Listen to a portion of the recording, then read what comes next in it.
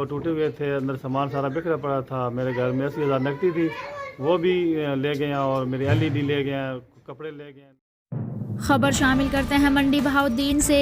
PNC 24 کے reporter میاں فرحان کی رپورٹ کے مطابق منڈی بہاؤالدین محلہ شفقت آباد میں چوری کی واردات ہوئی. چور گھر کے تالے توڑ کر نقدی سونا اور کپڑے لے اڑے.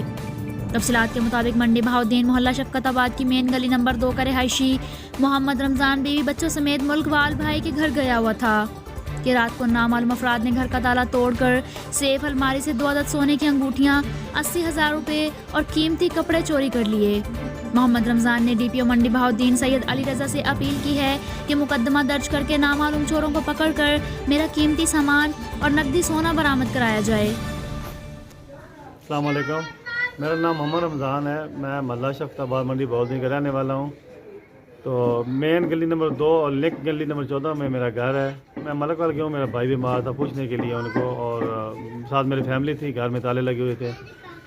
صبح جب آئے ہیں تو تالے ہمارے جو ہیں وہ ٹوٹے ہوئے تھے، اندر سامان سارا بکھرا پڑا تھا. میرے گھر میں 80,000 نقدی تھی، وہ بھی لے گئے ہیں، اور میری LED لے گئے ہیں، کپڑے لے گئے ہیں نئے. اس کے بعد سونے کی انگوٹھیاں تھیں 2-3 رنگ، وہ لے گئے ہیں.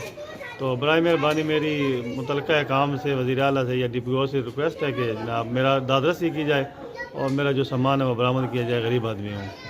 اب تک کے لیے اتنا ہی. مزید خبروں اور اپڈیٹس کے لیے دیکھتے رہیں اور میرا جو سامان ہے وہ برآمد کیا PNC 24. جائے. غریب آدمی ہوں.